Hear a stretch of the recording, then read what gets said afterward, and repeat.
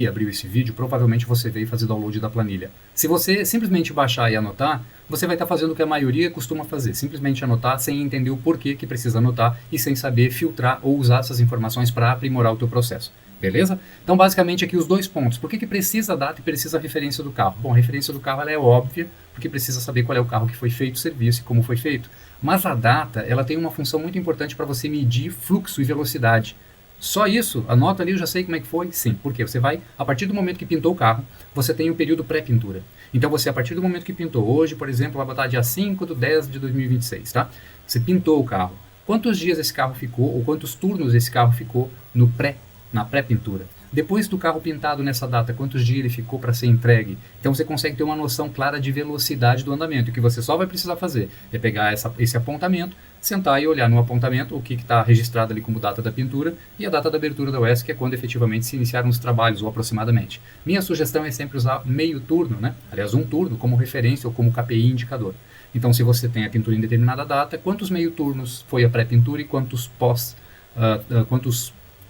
pós-pintura foram os turnos que sucederam o momento da pintura, para que você comece a ter certeza de que está tendo um fluxo normal, não está demorando demais para pintar e nem demorando demais para finalizar depois da pintura, tá bom? Número de peças alongadas e número de peças com pintura total. Aqui você tem que, por favor, pedir sempre para o teu pintor ter o cuidado de anotar isso, tá? O número de peça pintada total, esse é o óbvio, tá? Você precisa saber para o carro a quantidade de peça que foi pintada e cruzar essa informação com a OS para ver se o que realmente foi pintado está na OS, para você ter tempo hábil de fazer algum complemento, certo? O ideal é sempre você conseguir registrar a pintura por imagens para arquivar isso, caso necessite de um complemento depois você já ter a imagem, não esquece, tá?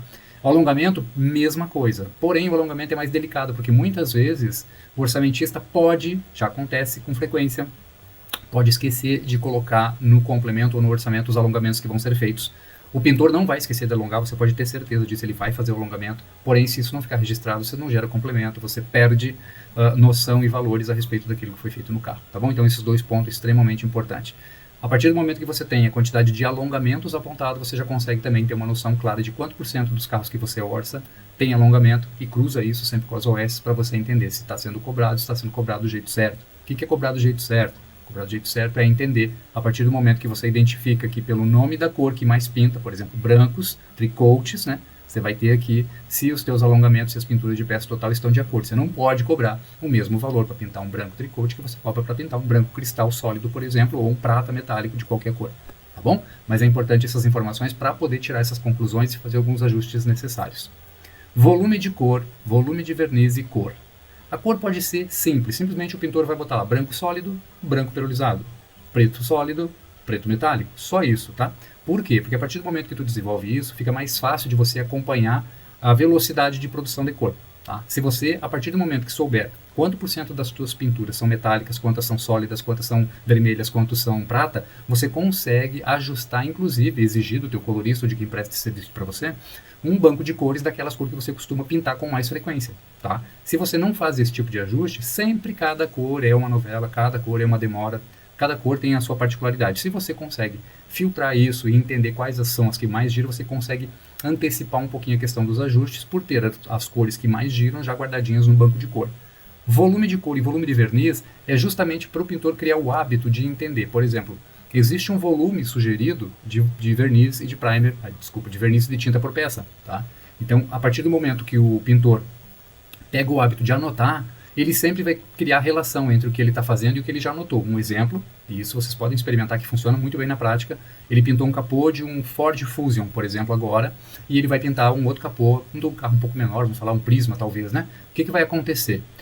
Se ele pintou um capô de um Fusion e não anotou nada, quando ele for pintar o do Focus, existe uma tendência muito grande de ele aproximar demais os volumes. É claro que ele sabe que vai gastar menos, mas ele não vai ter uma noção clara de quanto. Agora, se ele pintou e gastou lá 800 ml, ele vai olhar para o outro e conscienciosamente ele vai saber que, puxa, pelo menos um pouquinho mais da metade eu vou gastar, mas não tudo. Então, aos poucos, o pintor vai criando o hábito de associar volume ao tipo de peça, e isso faz com que ele comece a ter um parâmetro mais linear de consumo por peça.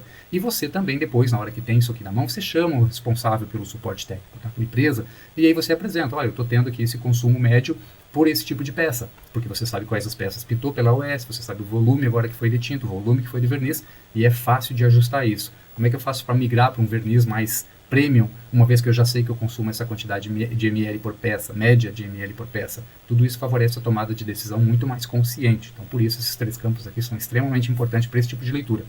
Ou a questão do retrabalho, inevitavelmente. A maioria das oficinas faz retrabalho e não registra. Então, por isso que tem que estar na porta da gabine, tá, gente? Porque, assim, existe retrabalho na preparação? Existe na funilaria, existe retrabalho pós-pintura? Existe. Porém, quando você bota na cabine de pintura, o apontamento do retrabalho, você consegue pegar aquele retrabalho que acaba consumindo mais tempo, porque o metro quadrado mais caro da oficina acaba sendo a cabine de pintura, porque os insumos mais pesados do portfólio de produto é a tinta e é o verniz e os respectivos diluentes e catalisadores. Então, na cabine de pintura é mais importante pontuar isso. Sem falar que, muitas vezes, o retrabalho tem que ser considerado aquele carro, inclusive, que não necessariamente ele voltou para a oficina, mas que lá dentro da cabine mesmo ele precisa ser refeito, tá? Por exemplo, ele já começou a pintura do carro e aí por algum motivo ele achou um monte de risco de lixo que precisa ser refeito e tudo mais. A orientação que tem que passar para o pintor é: você reabre uma nova linha aqui embaixo, marca o carro como retrabalho, aponta a peça que você vai ter que corrigir e aí anota aqui simplesmente que houve correção, tá? Na finalização, ou seja, ele precisou finalizar a preparação.